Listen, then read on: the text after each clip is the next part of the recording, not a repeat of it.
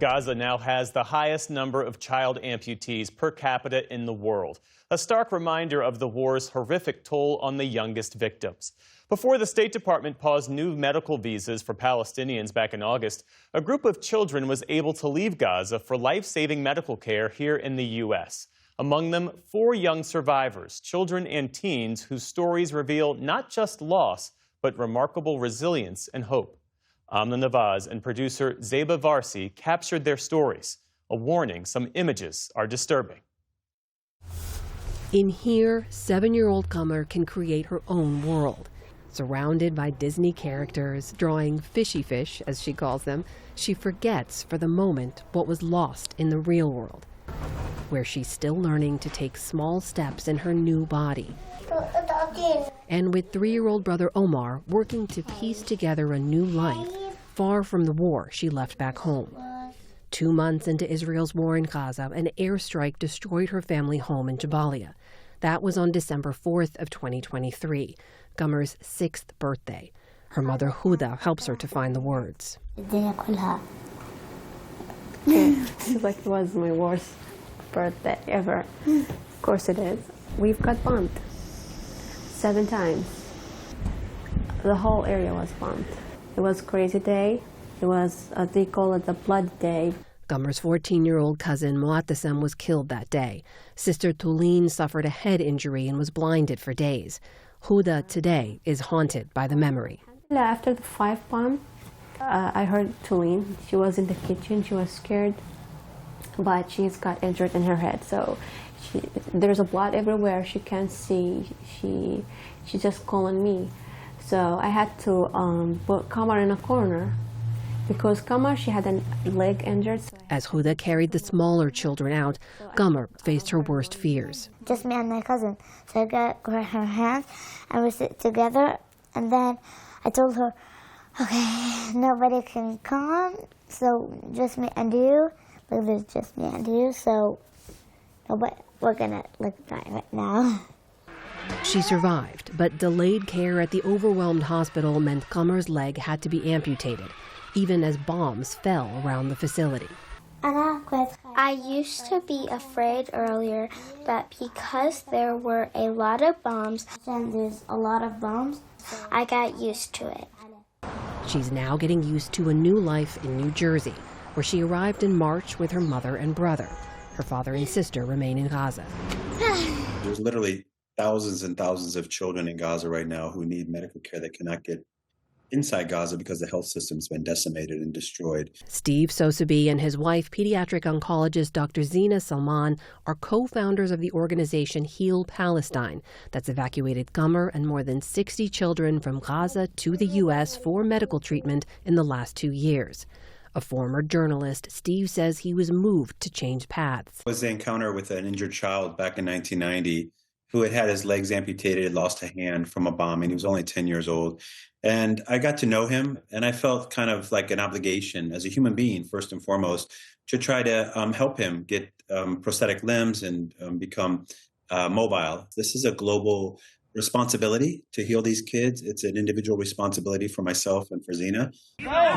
We call it a healing community where we have our families living amongst each other, really just love them through this whole process so that they can start to feel whole again. As a mother, every night I put my own kids to bed, and I get a little teary-eyed most nights because I think how blessed they are to have a full belly and a warm bed and a roof over their heads.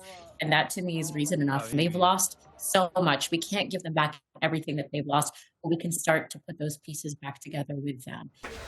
In another part of New Jersey, we meet 19-year-old Sarah and her family, big sister Seham and mother Lana. Family time is quieter now with just these 3. Back home in Gaza, as one of 9 children, then 17-year-old Sarah's home was always full. That video was minutes before bombs fell outside their family home, just moments before she held her little brother Hamoud's hand at the window.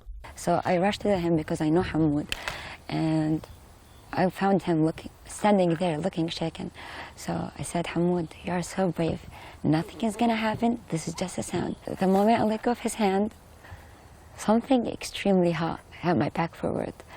I was overcome with fear that I couldn't recognize where I was. Oh, hold on. It was enough to catch the sound of endless crying and screaming. The blast killed 8-year-old Hamoud and 15-year-old Ahmed and left Sarah with third-degree burns over 60% of her body. How did you learn that your brothers had been killed? When I heard my sisters screaming, Papa, Papa, Ahmed is still outside. And I knew there was no way he's still alive. And Ahmed left without any goodbye, and Hamoud followed him without any goodbye. And when Hamoud passed away, my sister Farah tried to say, no, no, no, no, no, no. Be happy for him. There is an ambulance outside. We got the permission to get him to the hospital. I was like, Farah, stop it. I heard Hamoud stop breathing. I know it. You heard your brother stop breathing? Yeah. You know, because the smoking were roaring out my mouth, and Hamoud same thing, he wasn't able to breathe. He was like, like that. So when he passed away, I heard Hamoud stop breathing, like completely silent.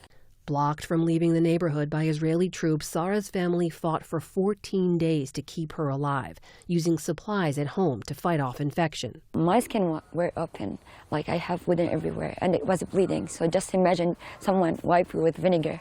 Your father had to wipe your body with vinegar? Yeah, that was... And to keep infection away. And I was screaming, even though they gave me a pain medicine, but it was expired. And I was like, Daddy, stop. And he said, I know I'm doing too much for you, but I have to do it. I can't lose you. When she was evacuated, Sarah couldn't move her legs, arms, or neck. Today, she's undergone over 20 surgeries with at least a dozen more ahead. When the cut happened, I just realized my life is done. My mom was like, Sarah, stop. Nothing is gonna stop the life for you. You have to keep going. You have to keep looking forward to your future. And this is what I'm gonna do right now. In Chicago, meanwhile, the HEAL community is just trying to keep up with Adam, a 4-year-old force of nature with a relentless, insatiable curiosity I can do it. and a sense of stubbornness like any ordinary kid his age. But Adam has already survived the extraordinary. Superheroes. In July of 2024, an explosion ripped through his family tent in Khan Yunis in southern Gaza. His entire family, mother, father, brother, and sister, all killed in an instant. Adam lost most of his right leg. He was evacuated with his grandmother, Alia. At the beginning, he would cry all day, asking for his parents and saying he wanted to go to his dad in heaven. Today, the two live with a host family. Alia now helps Adam to walk, as she once did with his father. I see my son Ahmed in Adam. It's as if he's the one in front of me. He looks just like him. I pray that I get to live long enough to see him grow up and become a man, and then God can take me.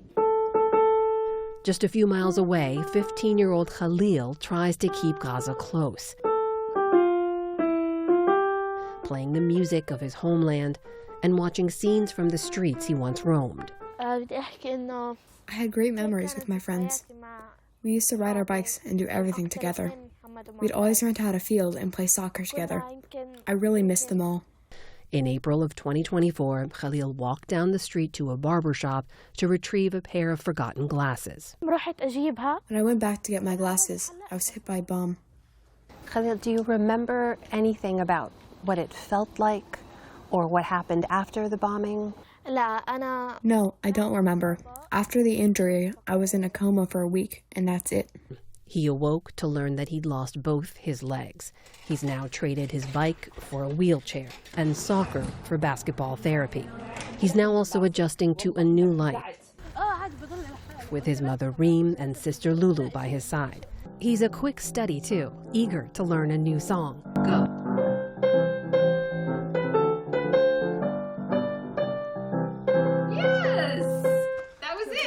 He says he works hard in school. He wants to be an engineer. We ask him why. Because I want to build Gaza back up again, so it'll be better than it ever was, even better than America. Sarah, too, is looking to the future. Do you think about going back? In this case, no. But of course, like 2 years, 3 years, when Gaza gonna go back stronger, of course I'm gonna go back.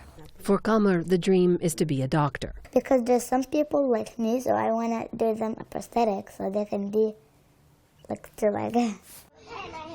And to return to Gaza and to her sister. I love when my sister and I used to play. When we go back to Gaza and there's no more Israeli military, we're going to start everything over from scratch.